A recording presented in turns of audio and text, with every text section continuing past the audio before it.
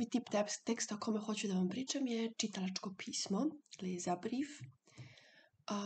To pismo vam nije toliko bitno za svakodnevnu upotrebu, ali je bitno pod jedan ako idete negde u školu ili neko vaš u DAH zemljama, znači Deutschland, od Austrija, od Švajc, DAH, DACH. Ili vam je bitno ako treba da položite neki ispit B1, B2, može da dođe taj tip teksta, verovatno i C1. I bitno vam je zato što pod broj 1, 2, 3, gde sam već stala, treba da izađemo iz tog balkanskog mentaliteta. Ovo će vam se zvučati čudno, ali tako je, a taj mentalitet se zove ćuti, dobro ti je.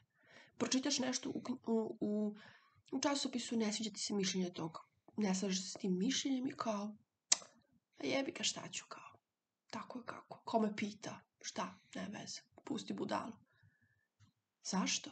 Imaš pravo da iskažeš svoje mišljenje.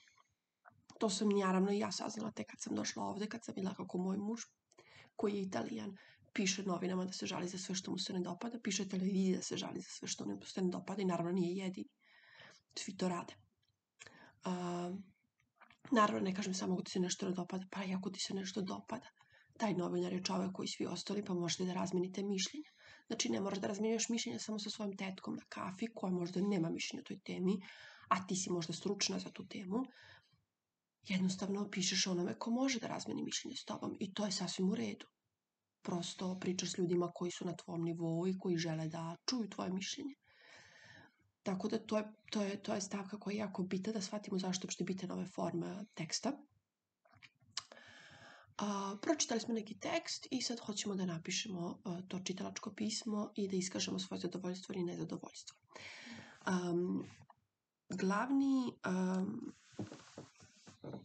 Glavne tačke tog pisma treba da budu pre svega što moramo da znamo kome pišemo i kada mu pišemo, znači da napišemo datum, da napišemo ko to šalje i kome to šalje. Znači, gore u zaglavlju, u Word dokumentu kada ga otvorite, s desne strane pišete ko šalje, s leve strane pišete kome šaljete. Zatim morate da imate neki naslov, morate da smislite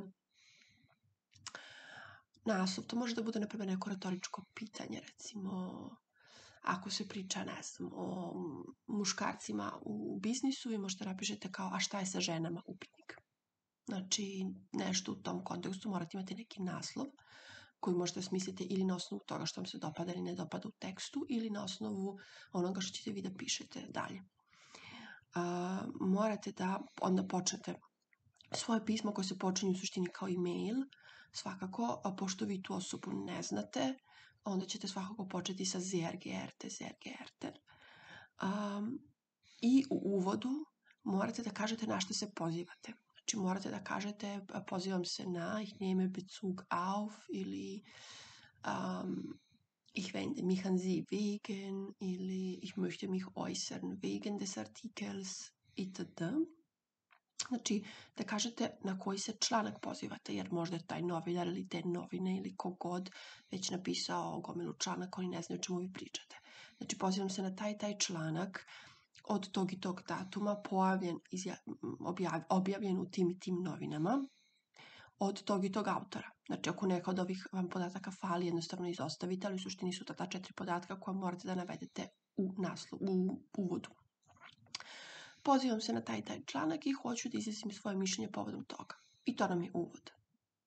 Onda prelazimo na glavnu temu i kažemo razlog zašto pišemo. Znači, pišem zato što me ta tema pogodila. Pišem zato što želim da izjasnim svoje mišljenje. Pišem zato što želim da razmenim mišljenja sa vama. Znači, zašto pišete? Pa onda nastavljate dalje. Koja je vaša uloga u tome? Zašto vas je ta tema pogodila? Znači, to celo pismo treba da gledate kao neku vezu između vas i tog novinskog članka. Znači, zašto vas je to pogodilo? Zatim, koja je vaša uloga u tome? Šta vam se dopada? Ne šta vam se dopada, to dolazi kasnije. Znači, nego samo zašto vas je taj tekst pogodio. Slobodno navodite primere iz svog ličnog života, života ljudi koje poznajete i tako dalje. Nakon toga, znači to su sve po nekoliko rečenica, 1 do 2 za razlog, 1 do 2 za to zašto vas je to pogodilo. dolazimo do onoga što nam je najbitnije, to su argumenti. To znači da vi ništa ne možete da napišete, eto tek tako. Ni u ovom tekstu, ni u bilo kome, ni u seminarskom radu, ni u mailu. Ne možete da napišete to je tako. Ko si ti da kaže da je to tako? To nikog ne zanima što ti misliš da je to tako. Mislim, znam da zvuči surovo i glupo, ali tako je. I to govorim na osnovu iskustva 10 godina pisanja takvih i sličnih tekstova. I prevođenja, naravno. Znači, ti napišeš nešto, argumenti recimo, ako si ti protiv toga što piše u tom tekstu. Navedeš 2 do 3 argumenta, zašto? Prvo jedan, pa posle drugi, pa posle treći. Nakon što si navela prvi argument za protiv, onda ćeš da napišeš jer ja iz iskustva znam da je to tako. Navedeš primer. Ili ja sam pročitala tamo i tamo da je to tako. Ili ja sam saznala od toga i toga da je to tako. Znači moraš da navedeš neki izvor da potkrepi taj tvoj argument. Znači zašto si ti protiv ili neki primer. Znači lični može biti lični primer, treba da bude lični primer. Samo kažem, nije dovoljno da se napiše ja sam protiv. Možda da napišeš zašto, kako, primer, gde si to čula, gde si saznala, kome se to desilo, a da ti to znaš 100%. I tako za jedan argument, pa onda drugi argument, ja sam protiv zato što saznala sam to i to i tako dalje. Treći, ako postoji. Sad, na kraju tog glavnog dela, iako ste vi protiv toga, a postoji nešto, neka mini sumnja, nešto što je iza taj argument, taj tekst, vi to možete da dodate, ali onako usputno na kraju tog glavnog dela, neubedljivo, pošto to nije vaš glavni argument, znači vaši glavni argumenti moraju da budu jako ubedljivi, oni to kažu aussagekräftig, znači da taj izraz ima jačinu, a onaj koji je protiv toga, vi možete da ga navedete, ne morate, ako ste baš ljuti, ali možete, ali onako usput kao, s druge strane jeste tačno to što ste napisali, ali ipak moji argumenti za ovo su jači ili ipak moji razlozi za ono su jači ili bolji ili imaju više smisla ili tako nešto kao usput u 1 do 2 rečenice. I na kraju vam dolazi Zusammenfassung, odnosno sažetak koji imate u svakom tekstu. Imate uvod, razradu i zaključak ili taj sažetak. Tu možete da recimo pozovete na neku akciju, reakciju, znači na primjer nadam se da sve ovo što sam vam napisala će vas pokrenuti da razmislite o toj temi s druge tačke gledišta ili obzirom da ste toliko uvredili žene, na primjer, molim vas da objavite još jedan tekst ili barem ovo moje pismo u kome ćete prikazati drugu tačku, drugu vrstu, drugu stranu priče i tako dalje. Znači nešto u tom kontekstu, neki poziv na akciju, nešto što ti od njih očekuješ da bi oni popravili tvoj utisak, odnosno njihov utisak kod tebe. Sad, to nam je sve, znači to nam je sve što se tiče formalnog dela. Neformalno je jako bitno da, i to je bitno za svaki tip teksta, to što sam već rekla, neponavljanje reči. Drugo, jako su bitni počeci reči, počeci rečenica, izvinjavam se. Znači, ne možeš svaku rečenicu počiniti sa ich, und. Ni jednu rečenicu ne možeš da počinješ sa und. Jednu možeš sa ich, prvu. Ostale počinješ sa nečim drugim ili sa objektom, onim što bi bilo na trećem mestu, ti ga staviš na prvo.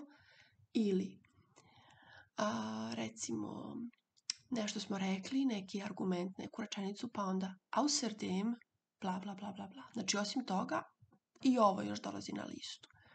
Znači, recimo, počinjemo sa außerdem, dementsprechend, demnächst, demzufolge, dennoch, weiters, dazu, zudem, einerseits, andererseits, von einer Seite, von der anderen Seite.